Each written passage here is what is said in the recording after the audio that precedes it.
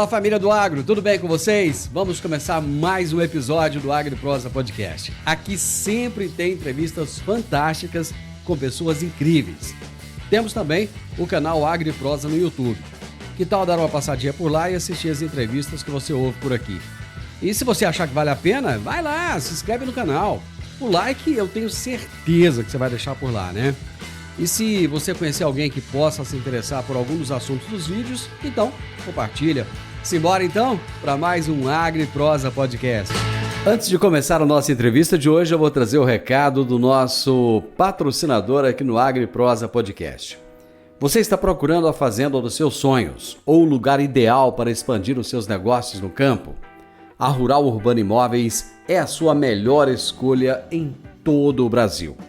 Com uma equipe de profissionais altamente qualificados e especializados, a Rural Urbano Imóveis oferece as melhores opções em compra, venda e arrendamento de fazendas.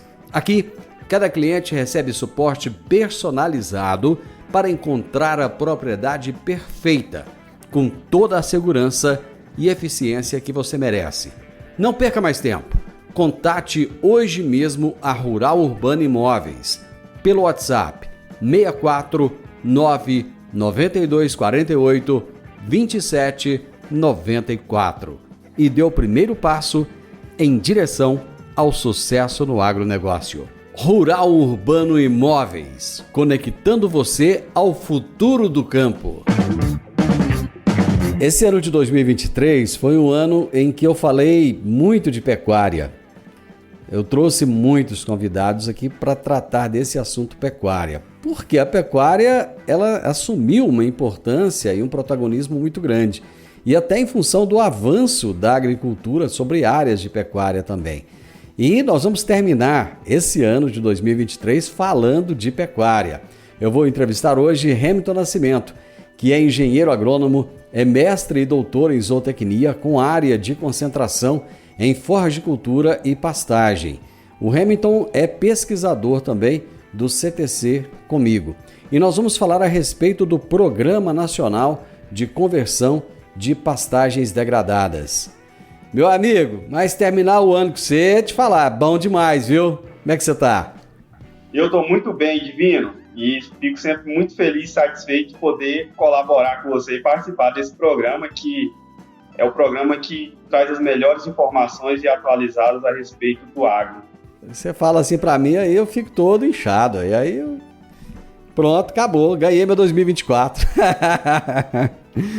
Meu amigo, brincadeiras à parte, mas se a gente for analisar, foi um ano bom, né? Um ano de muitos desafios, mas ao mesmo tempo também um ano de muito crescimento. Eu acho que todo desafio, ele provoca a gente a crescer, né? Exatamente, Vino. Foi um ano que tiveram muitos desafios, muitas surpresas, altos e baixos, e no final parece que tudo está assim, encaixando, está melhorando.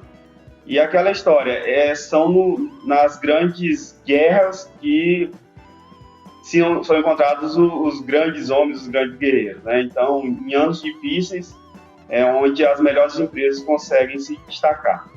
Eu acho que no caso da pecuária, isso também que você disse é uma grande verdade, né? Assim, meio que está separando os homens dos meninos, né?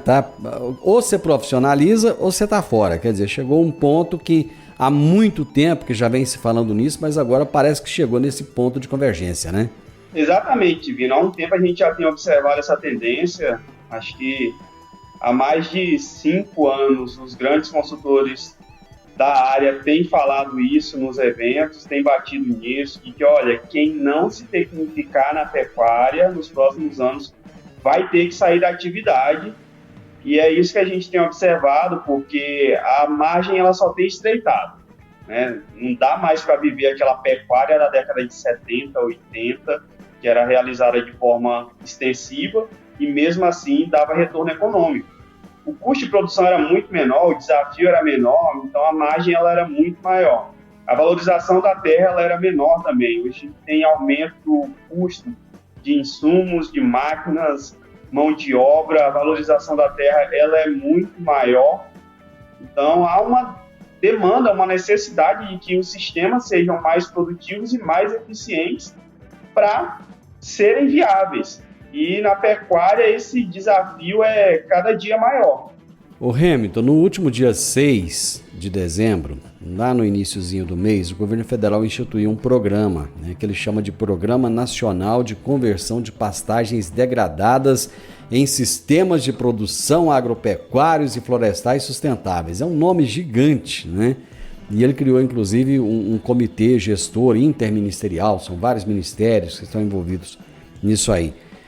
Qual é a sua percepção desse programa do governo federal? Então, Divino, antes de ser publicado esse decreto, a gente já tinha ouvido alguma coisa a respeito ao longo do ano, né? Foram soltadas algumas notícias, inclusive declarações do nosso ministro da Agricultura a respeito de investir, né, incentivar a recuperação de pastagens degradadas no Brasil. Foi falado até de um número, que é exatamente o número que o decreto menciona, de 40 milhões de hectares de pastagens. Algumas notícias deram conta de empresas estrangeiras de outros países, como China, Coreia do Sul, Japão, Arábia Saudita, que teriam interesse em investir no Brasil para ajudar na recuperação dessas pastagens degradadas. Bom, hoje, um dos maiores problemas que a gente tem na pecuária no Brasil é realmente as pastagens degradadas. Porque essas pastagens, dependendo do nível de degradação, elas não dão nem retorno econômico para a propriedade.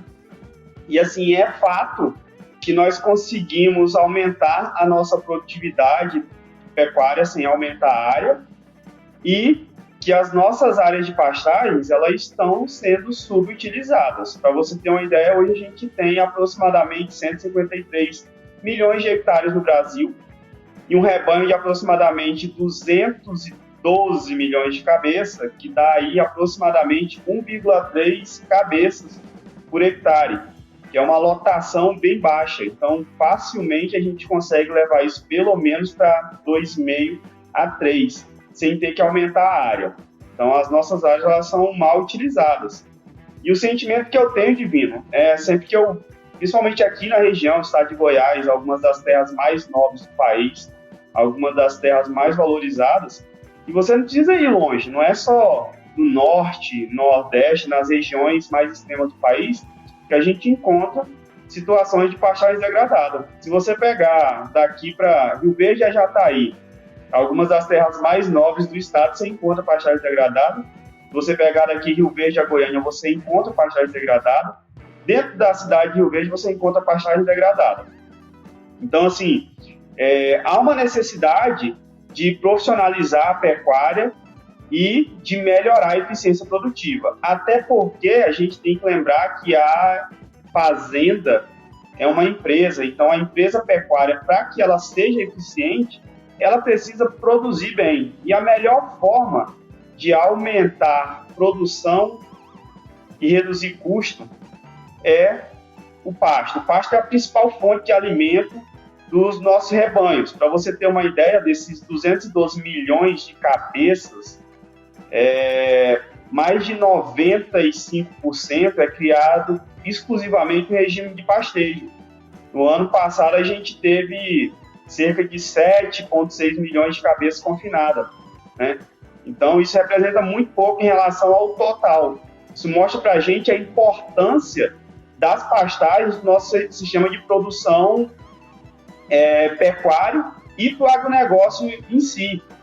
No último ano, segundo informações da ABIEC, o PIB do agronegócio foi em torno de 2,3 trilhões e 40% disso foi representado pelo complexo agroindustrial da carne, que envolve tudo, envolve o que foi produzido no pasto, o que movimentou de insumos, compra e venda de animais e também o que foi movimentado pelas indústrias frigoríficas. Então você vê que é uma importância muito grande da pecuária junto ao agronegócio e de tudo isso, mais de 95% do que é produzido da pecuária depende do pasto. Então, a pastagem ela tem uma importância muito grande para a economia nacional.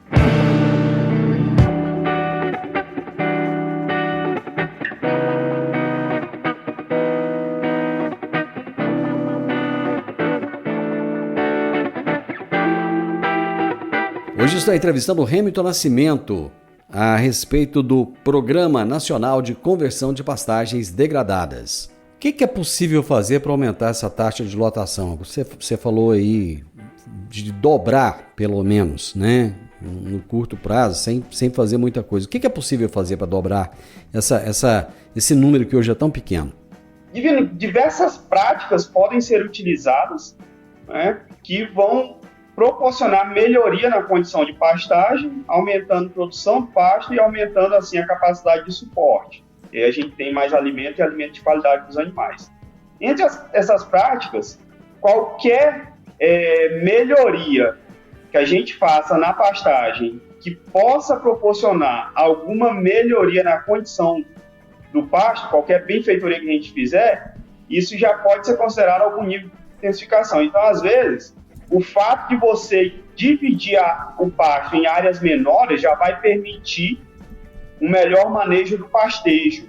O fato de você realizar uma calagem, uma correção da acidez do solo, já vai proporcionar um melhor crescimento radicular da planta, maior crescimento da planta, maior acúmulo de massa de forragem.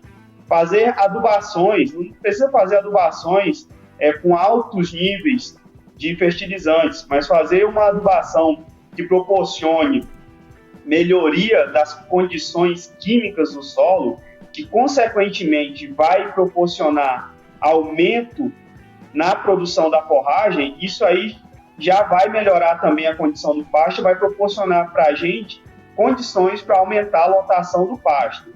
E isso pode ir evoluindo até o nível máximo de você fazer toda a correção do solo, fazer o manejo correto da adubação, não podemos esquecer do manejo de controle de plantas daninhas e até a irrigação do pasto. Então, a gente pode ir fazendo essas melhorias de forma gradativa. Não necessariamente você já vai começar com um pacote tecnológico muito avançado e com um investimento muito alto. Aí entra uma dúvida, Hamilton. Por que isso não acontece? É porque o pecuarista não tem dinheiro ou é porque ele não quer? Eu falo isso porque, por exemplo, esse final de semana passado, eu estava numa rodovia aqui próxima a Rio Verde, observando uma área muito nobre, terra de primeiríssima, terra com valor altíssimo. E aquele pasto juquirado ao lado de lavoura, aquele pasto horroroso. Você olha assim, só tem mato, praticamente não tem mais capim ali. O que está faltando para esse dono dessa terra? Está faltando ele colocar dinheiro ali e ver a importância disso? Ou é porque ele não quer? Não é falta de dinheiro, não. Porque eu acho que isso não tem nada a ver. Divino, na verdade, o grande problema da pecuária, quando a gente encontra essas situações, é que a fazenda não é considerada uma empresa. E se você chegar para a maioria dos pecuaristas, vamos pensar aqui, pecuária de corte, sistema de ciclo completo, recria e engorda. Você pensar no sistema de recria e engorda, que o produto no final é carne, e perguntar para o produtor quantas arrobas ele produziu no ano anterior, são poucos que vão ter essa informação, esse número. Se você perguntar para ele qual foi o custo de produção da arroba, na maioria das vezes ele não vai ter essa informação também. Por outro lado, quando você faz a analogia com os sistemas de produção agrícola focado em grãos, principalmente, se você chegar num produtor de soja, de milho e perguntar quantas sacas ele colheu na safra passada, na mesma hora ele vai te responder. Ele tem essa informação guardada. E se você perguntar para ele quanto que custou, quanto foi o custo de produção, ele vai saber também, vai saber automaticamente qual foi a margem de lucro que ele teve. Então, o pecuarista, muitas vezes, ele não sabe quanto que é a receita dele, ele não sabe quanto que é a despesa e também não sabe se ele está lucrando ou está tomando prejuízo. Na maioria dos casos, essas propriedades que têm essas áreas de pastagens com elevado nível de degradação, elas, na verdade, elas não estão tendo rentabilidade positiva. na maioria das vezes, ele já está no prejuízo ali há muito tempo, só que ele não consegue identificar porque não faz controle zootécnico, não faz controle financeiro, e é a mesma coisa que você trabalhar no escuro. É como se eu pegasse o carro, fosse daqui para Goiânia vendado. Você está no escuro, então é difícil fazer investimento, é difícil definir um planejamento. Por conta disso, muitas vezes chega ao nível do sistema entrar em colapso, e aí é a hora que o produtor tem que sair da atividade. Por outro lado, no passado, houve uma expansão da agropecuária, no qual a pecuária ela era sempre conduzida em áreas menos nobres. Na década de 70, 80, as margens eram maiores, era mais fácil produzir pecuária, e tem produtores que ainda vivem nesse tradicionalismo, né? Tem aquele produtor que é considerado tradicional, que o meu pai fez assim, o meu avô fez assim, eu vou continuar fazendo assim. Você acha que ela não sai da atividade muito mais por paixão, até saudosismo, do que por considerar uma atividade financeira mesmo? Alguns sim, porque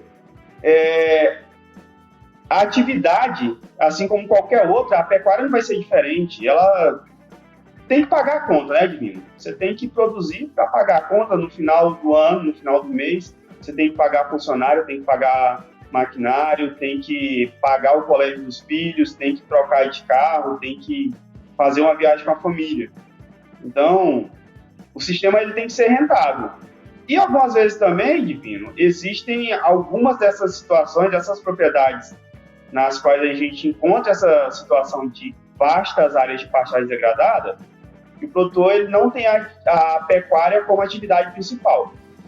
Então, muitas vezes, aquela fazenda, aquela área de pecuária é considerada como se fosse uma poupança, né? Então, vai colocando o animal ali, mas sem ter o conhecimento técnico suficiente para conduzir o sistema como uma empresa. Você que tem vivido essa mudança na pecuária, como é que você enxerga? Nós estamos entrando em 2024, daqui para frente, o que vai acontecer? Que mudanças? Já que o próprio governo entrou no negócio e falou assim, vamos acabar com essas áreas aí que estão degradadas. Quer dizer, se o governo, que é o governo, resolveu interferir nesse negócio, é porque daqui para frente muita coisa vai mudar. Olha, na sua visão, como técnico, como cientista, como especialista, como alguém que vive isso no dia a dia, a melhora da pastagem. O que você enxerga da pecuária brasileira daqui para frente? Não estão investindo, não tem considerado a pecuária, a fazenda como uma empresa, eles vão sair mais rápido ainda da atividade. A gente já vem vendo essa tendência de redução da área de pastagem, e o rebanho aumentando, então tem melhorado aos poucos a eficiência. A gente tem observado também a questão da expansão das áreas, principalmente de lavoura, quando a gente fala de área de abertura, principalmente, são áreas de pastagem degradada que estão sendo convertidas em lavoura. E a gente tem observado isso em várias regiões do Brasil. Aqui em Goiás a gente tem visto isso de forma bem forte. E com esse plano do governo, com esses incentivos, que é claro que ainda falta muita coisa a ser esclarecida a respeito disso, mas informações já foram divulgadas anteriormente, notam aí de uma estimativa de investimento que pode chegar a 120 bilhões de dólares. Há uma estimativa, né, segundo algumas informações, de que esse recurso que vai chegar, vai ser captado de fontes estrangeiras, seja em torno de 3 mil dólares por hectare. É muito dinheiro, é muito recurso, e se realmente isso for colocado em prática, vai haver uma seleção, vão existir alguns critérios, mas de acordo com o decreto vão ser direcionados esses recursos principalmente para projetos que visam, né, a melhoria da qualidade de pastagem, que visam conversão de áreas dessas pastagens degradadas em lavoura, integração lavoura-pecuária, integração lavoura-pecuária-florestas, em florestas plantadas ou em sistemas agroflorestais. Então, esses projetos eles vão ter prioridade e para essas fontes de recursos. Então, provavelmente isso vai acelerar o processo de mudança de uso dessas terras que hoje estão ocupadas com pastagens degradadas.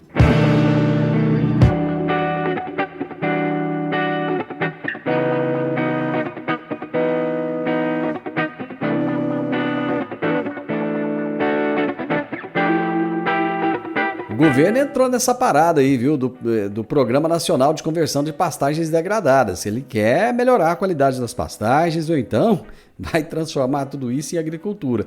E eu estou conversando com o Hamilton Nascimento a respeito desse assunto aqui no programa hoje, no último programa desse ano de 2023. Você acha que tende a haver uma concentração daqui para o futuro, já que muitos pequenos vão sair da atividade? Não estou querendo dizer que o grande seja eficiente ou o pequeno não seja eficiente. Tem muito pequeno eficiente e muito grande ineficiente, né? Mas diante dessa situação toda, você acha que tende a haver uma concentração maior na pecuária daqui para frente? Olha, Divino, a gente tem uma área muito vasta de pecuária, são muitos imóveis, são muitas propriedades. Eu acredito, há uma tendência grande de reduzir o número de estabelecimentos, mas eu não acredito que vai chegar a um nível de concentração de gerar alguns oligopólios. Eu acho que ainda vai ter uma boa distribuição e, na verdade, vai haver um filtro. Os menos eficientes vão ter que sair da atividade. Muito bem, eu acho que a gente conseguiu trazer esse assunto ainda em tempo, né, nesse ano de 2023. Essa mudança, você acha que ela vai ajudar realmente a reduzir o impacto das mudanças climáticas? Porque esse é um dos propósitos do governo. Esse é um dos principais propósitos, quando a gente vê lá no decreto entre os objetivos da recuperação das pastagens degradadas, de conversão em sistemas de produção agropecuários e florestais sustentáveis, e fala muito também da questão da descarbonização dos sistemas, de aumentar a questão de sequestro de carbono, estoque de carbono. E, na verdade, Divino, eu acredito que eles estão focando nessa problemática das pastagens degradadas, porque essas áreas de pastagens degradadas são as áreas que têm o maior potencial para reduzir essa emissão de gases do efeito estufa e para mitigar esses efeitos. A gente costuma falar que o maior sumidouro de carbono que a gente tem no Brasil são essas áreas de pastagens degradadas. Por quê?